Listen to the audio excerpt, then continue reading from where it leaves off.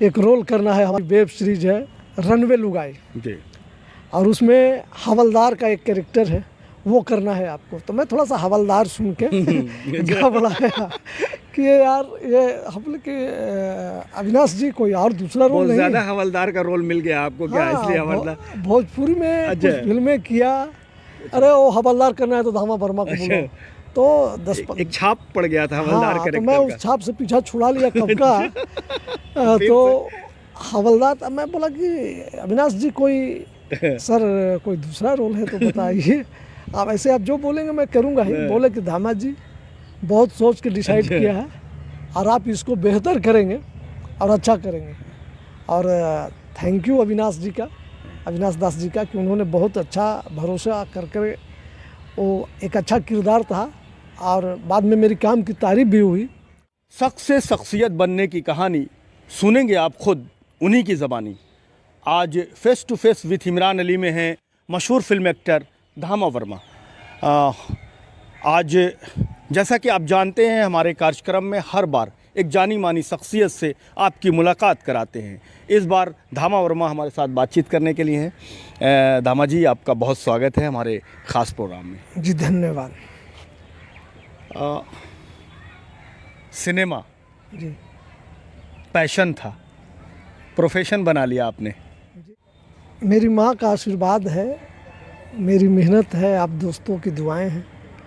और मैं स्टार्ट से चाहता था कि या तो मैं फिल्म एक्टर बनूं या पुलिस इंस्पेक्टर बनूं।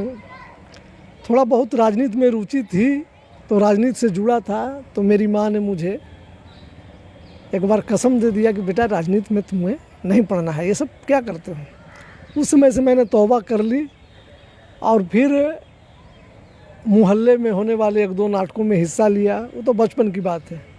जब माँ ने मना किया उसके बाद मैं थिएटर नाट्य स्तुति एक संस्था है कलाकार संघ पप्पू तरुण जी की, वहाँ से मैं जुड़ गया और वहाँ से नाटकों का दौर शुरू हुआ। और नाटकों का दौर शुरू हुआ तो मेरी माँ ने काफ़ी कोशिश की कि मैं पढ़ करके उन्हीं की तरह टीचर बनूं। लेकिन थिएटर करते करते जी और थिएटर करने के चक्कर में जी आपको सुनकर बहुत हंसी आएगी।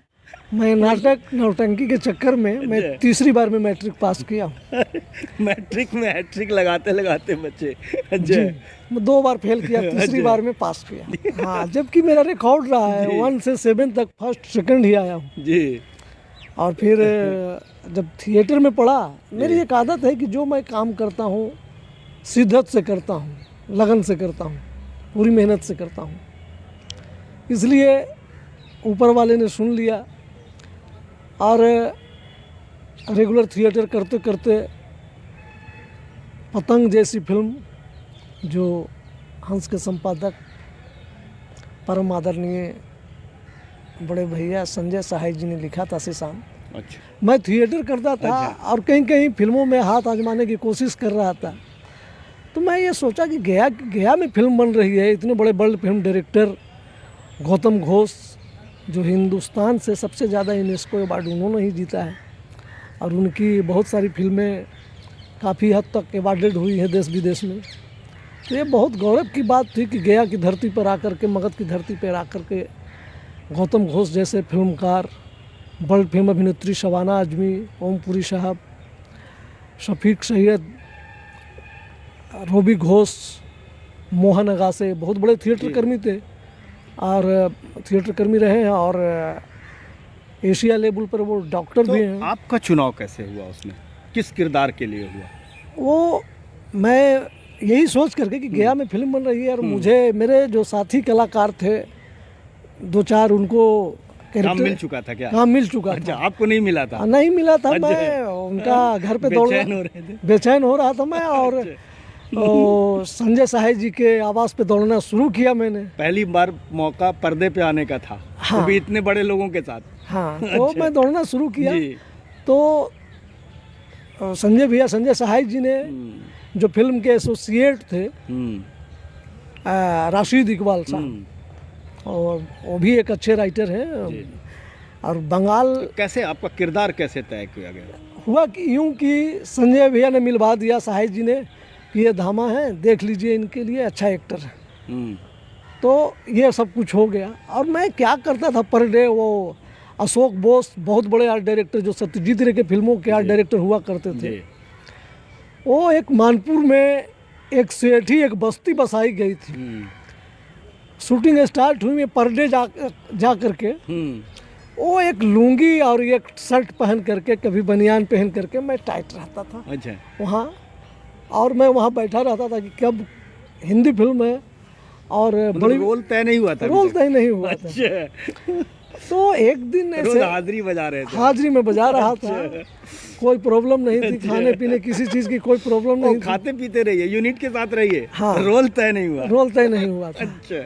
तो मैं यही सोच कर गया था कि बड़ी पिक्चर है और ये तय है कि ये अवार्ड जीतेगी और उससे जुड़ना ही बहुत बड़ी बात होगी। एक आध भी डायलॉग मिल गए, मैं ये सोच करके वहाँ एक दिन, मतलब आपको लग रहा था कुछ मिलेगा जरूर। हाँ, मेरे अंदर से अच्छा। आशा और उम्मीदें थी जी। तो एक दिन दादा ने पूछ दिया, गौतम दा ने, सब पहचानने लगे थे क्योंकि सब लोकल कलाकार भी काफ़ी थे और मैं थिएटर करता था, इसलिए लोकल कलाकार सब साथी दोस्त थे। हुआ यूं कि एक दिन दादा ने पूछ दिया, गौतम दा ने, कि धामा तुम्हें सीटी मारनी आती है? अच्छा। हम बोले हाँ दादा आती है। और मैंने कम से कम 200 तरह से सीटी मार के उनको दिखाया। एक आध सीटी आज हमको भी सुना दीजिए। ऐसे करके कुछ मारा था, ऐसे ऐसे करके ही कुछ था। अच्छा।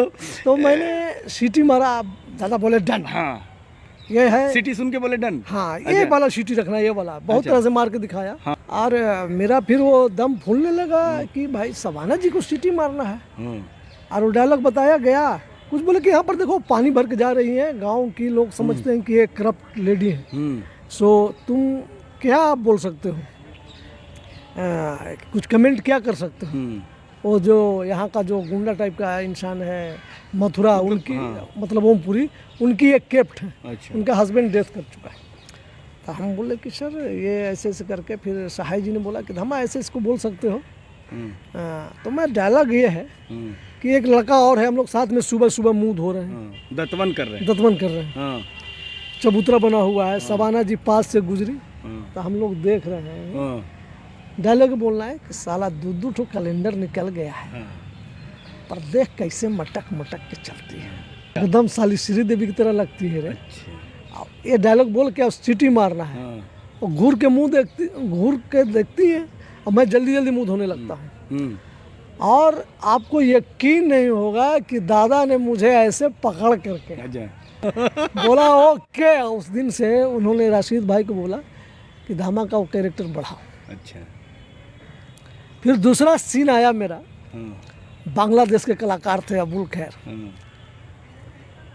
वो पेपर में शबाना जी का जितनी का फोटो छपता है, उस बस्ती का मैं रहने वाला हूँ और पेपर में फ़ोटो छपता है। एक चाय की दुकान है जिसके चाय वाले बने थे अबुल खैर, बांग्लादेश के नामी गिरामी कलाकार। आपको क्या करना रहा आगे? वो पेपर लेकर के मैं जाता हूँ, चाचा रे चाचा, ये चाचा देखना चाचा कैसा फ़ोटो छपा है, जितनी का एकदम हीरोइन की तरह लगती है चाचा। अब मेरी लॉर्ड एक्टिंग थी, अब वो किसी कारण बस 2-3 टेक उन्होंने मार दिया। मतलब ओवर एक्टिंग करने रहे थे क्या? नहीं, उनकी वजह से ओवर एक्टिंग हुई, अबुल खैर साहब की वजह से ओवर एक्टिंग हुई। तो मैंने पूछा कि दादा मेरे से गलती हुई, थोड़ा बहुत मैं तब तक मैं समझने लगा था कि नाटक और आर्ट फिल्मों का फर्क। हाँ, मैं समझने लगा था, मैं जान रहा था कि मेरी गलती नहीं। वो गुस्सा हो रहे थे अबुल खैर पर, अरे ये नया एक्टर है यार, वो अपना बांग्ला में कुछ बात कर रहे हैं, मैं बीच में, दादा मेरे से कुछ मिस्टेक हुई। अरे नहीं, क्या यार क्या काम करते हो। फिर उसके बाद और भी 1-2 सीन थे। फिर बाद में वो पिप्सो दिखाने वाला, बाइस्कोप दिखाने वाला का कैरेक्टर एस्टेब्लिश किया गया। वहीं से चिंगारी लगी और सिनेमा में पहुंचने की। वो मेरी पहली फिल्म थी। और उसके बाद से भी मैं थिएटर करते रहा। उस वेब सीरीज़ को लेकर बहुत सारी चर्चाएं हो रही हैं और आपको उसमें एक बड़ा किरदार मिला। अविनाश दास जी ने बड़ा मौका दिया आपको, किसी कारण बस उनकी बहुत सक्सेस फिल्म अनारकली और फारा मैं नहीं कर पाया था। लेकिन उन्होंने फिर सामने से फ़ोन किया कि धामा जी एक रोल करना है, हमारी वेब सीरीज है रनवे लुगाई। और उसमें हवलदार का एक कैरेक्टर है, वो करना है आपको। तो मैं थोड़ा सा हवलदार सुन के घबराया कि यार ये हम लोग के अविनाश जी कोई और दूसरा रोल बहुत नहीं ज्यादा है। हवलदार का रोल मिल गया आपको क्या, हाँ, इसलिए हवलदार? भोजपुरी में अच्छा। कुछ फिल्में किया, अरे वो हवलदार करना है तो धामा वर्मा को बोलो। तो 10 एक छाप पड़ गया था हवलदार हाँ, तो कैरेक्टर मैं का। उस छाप से पीछा छुड़ा लिया कब का। तो हवलदार, अब मैं बोला कि अविनाश जी कोई सर कोई दूसरा रोल है तो बताइए।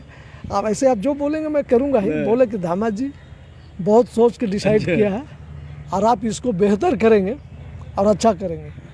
और थैंक यू अविनाश जी का, अविनाश दास जी का, कि उन्होंने बहुत अच्छा भरोसा कर कर वो एक अच्छा किरदार था। और बाद में मेरी काम की तारीफ भी हुई, खुद अविनाश दा ने भी बोला और भी बहुत सारे लोग जो जिन्होंने देखा वेब सीरीज़ को और बहुत बड़ी हिट कर रही है, ये उनके निर्देशन का ही कमाल है। तो इसके लिए मैं दिल से थैंक यू बोलना चाहूँगा। और क्या क्या वेब सीरीज कर रहे हैं आप इधर हाल के दिनों में? हाल के दिनों में एक बिहारी पृष्ठभूमि पर एक बहुत बड़ी वेब सीरीज है नक्सलबाड़ी। तो अभी तो उन्होंने अनुबंधित करके गए हैं, लेकिन अभी तक कोई सुराग नहीं है, लेकिन वो प्रोजेक्ट बनेगी, बहुत महंगी प्रोजेक्ट है। और एक और वेब सीरीज मैंने किया था अनदेखी, राहुल आर शर्मा इसके डायरेक्टर थे।